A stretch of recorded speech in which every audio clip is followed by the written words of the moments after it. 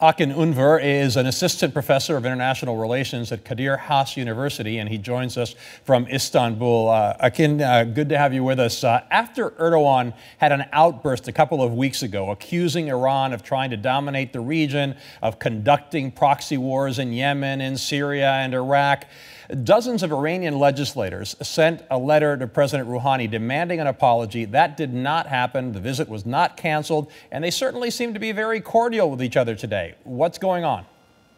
Well, there's a particular limit to how much Turkish-Iranian relations can deteriorate, as well as a limit to how much these relations can improve. I think both countries want to isolate their bilateral relations with their regional ambitions. So on the one hand, Turkey and Iran want to improve bilateral relations, trade, export Iranian gas and make a lot of money. But on the other hand, they have to go on pursuing this, centuries-old sectarian dynamic.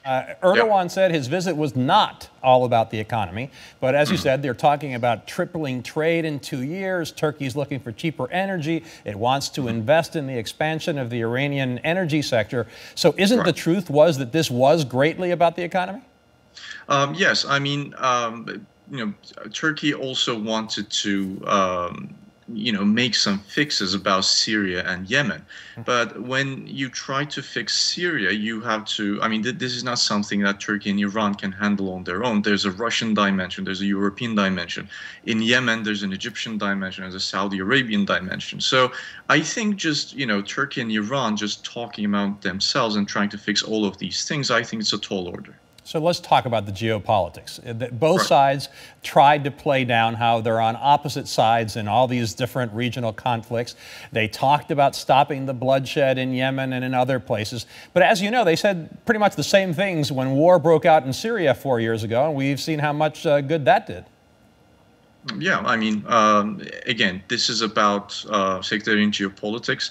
And it's about, sectarian balance of power in the region. Whenever in Middle Eastern history there has been a, significant disturbance to this balance of power, you had, widespread massacres. And, Syria is basically the northern end of what we call as the Shiite crescent, which, spans all the way from Gulf towards northern Iraq, from Syria into Lebanon, threatening Israel. So whatever is going on in Syria is basically an extension of Iranian defense policy. Right, and Erdogan opposes Assad, and Erdogan is really trying to walk a fine line, because he also met with the Saudi Interior Minister yesterday.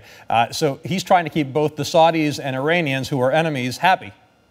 Right, because Saudi Arabia and Qatar, and also United Arab Emirates as well, they have been emerging investors in Turkey's market. So in order to keep Turkish economy afloat, Turkish economy is reaching a middle income gap. To escape that middle income gap, you need more and more investment, and that's why you have to keep Saudi Arabia, UAE, and Qatar all happy.